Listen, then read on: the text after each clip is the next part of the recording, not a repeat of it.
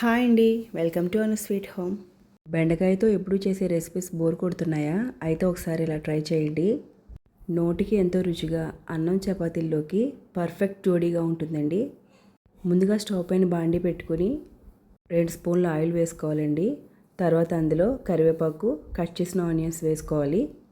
ఇవి కొంచెం ఫ్రై అయ్యాక పచ్చిమిర్చి, కొద్దిగా పసుపు, కూరకు సరిపడా ఉప్పు వేసుకుని ఫ్రై చేసుకోవాలండి. ఉల్లిపాయ ముక్కల్ని మంట తక్కువగా పెట్టుకొని దోరగా వేయించుకోవాలి.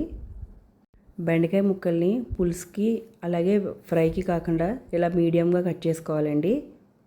వీటిని మనం ఉల్లిపాయ ముక్కల్లో వేసుకుని ఒక 5-6 నిమిషాల సేపు మీడియం మంట మీద ఫ్రై చేసుకోవాలండి.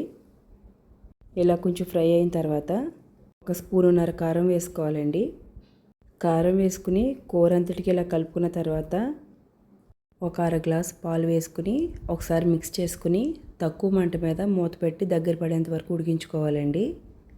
ఎలాంటి మసాలాలు అవసరం లేకుండా ఎంతో టేస్టీగా కమ్మగా ఉండే బెండకాయ పాలిగురు రెడీ అయిపోతుంది. ఇది అన్నం చపాతీల్లోకి చాలా టేస్టీగా ఉంటుందండి. పిల్లలు కూడా చాలా ఇష్టంగా తింటారు. థ్యాంక్స్ ఫర్ వాచింగ్ అండి.